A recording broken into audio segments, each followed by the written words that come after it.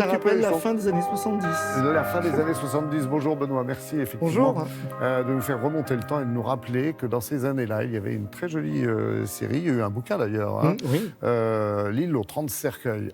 Ça revient, nouvelle version, et ça va passer sur France 2. Dingue. Oui, effectivement, ça c'est la bonne idée qu'a eu le producteur de cette série, Stéphane Moitié, et France Télévisions, de relancer L'île aux 30 cercueils, série effectivement culte de la fin des années 70, Oui. mais d'abord, et c'est peut-être pas un hasard, d'abord un feuilleton dans la presse, signé Maurice Leblanc. Maurice Leblanc, c'est le créateur d'Arsène Lupin. Bien Il sûr. est très tendance en ce moment, et donc on pouvait suivre... C'est le moins qu'on puisse dire. Voilà, Hein. on pouvait suivre L'île aux 30 cercueils en feuilleton dans la presse, donc en 1919 déjà.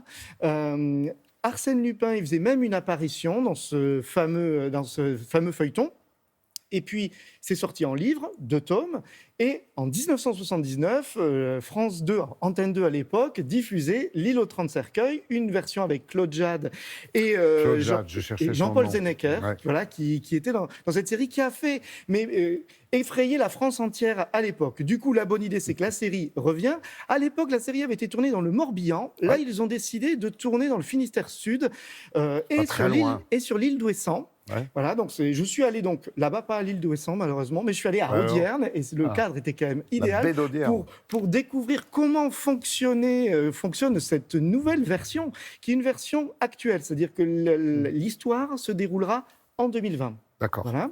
Donc je suis allé à Audierne et je suis aussi allé à Brie-sur-Marne rencontrer Virginie Ledoyen qui tournait quelques scènes complémentaires parce que les intérieurs étaient dans les studios de Brie-sur-Marne, mais tous les extérieurs, la nature, elle c'est en Bretagne. Alors on y va ? Eh ben, c'est parti. C'est parti. Broum.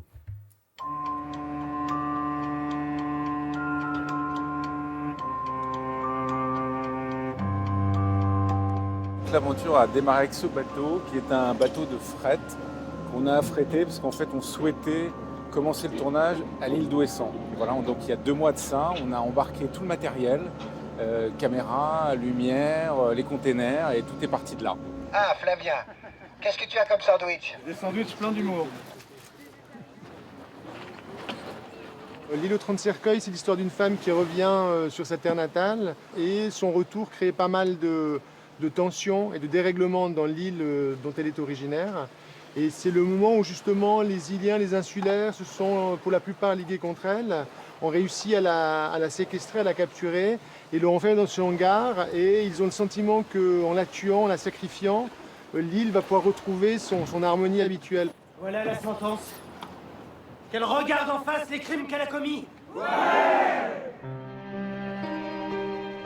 La vraie différence à la fois avec le livre de Maurice Leblanc et la série de 79 avec Claude Jade, c'est que nous, l'histoire originale se passe après la Première Guerre mondiale et nous, on a adapté dans une histoire qui se passe de nos jours. Mais c'est peut-être pas un hasard que cette histoire se passe après la Première Guerre mondiale. Pourquoi ?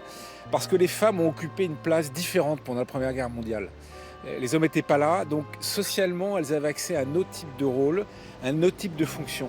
C'est une histoire très contemporaine dans une femme qui doit affirmer son désir contre ce que son père veut, contre la volonté de son mari, voilà, et qui est une histoire d'émancipation forte. Ah ben c'est l'incendie là, c'est l'incendie du hangar qu'on voit là. Donc moi je le contourne pour essayer d'aller sauver ma femme. Attention, on va tourner. Elle a une dimension d'héroïne tragique et puis elle a à la fois ce côté déterminé, décidé d'une femme qui mène une enquête, qui est à la recherche de son enfant, donc avec quelque chose d'assez physique et encore une fois déterminé. Et en même temps, c'est une femme vulnérable, c'est une femme qui a des contradictions, qui cherche un peu à sortir d'elle-même. J'ai tout vu, j'étais là. C'était qui ? J'étais là, je l'ai vu te faire du mal. Je sais. T'as eu peur. T'as eu très peur. Dis-moi, raconte-moi. Et t'étais heureuse. Parce que ton petit garçon, il a réussi à s'échapper. Coupé, merci.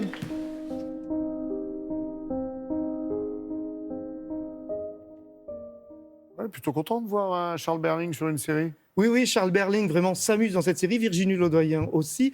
Le duo fonctionne assez bien. Le réalisateur qui signe cette série s'appelle Frédéric Mermoux. Il est un habitué des séries un peu étranges. Il avait travaillé notamment sur Les Revenants. Et donc, Ah, c'est ce côté loufoque là qu'on sent un peu. dans le côté plutôt inquiétant, Laurent. Donc, je pense que ça va vraiment fonctionner. Du moins, ce que moi j'ai vu sur le tournage, ça donne vraiment envie de voir la suite. Alors, si vous voulez en savoir plus sur les coulisses de cette série, il y a un festival qui s'ouvre à Fontainebleau à partir de demain, série.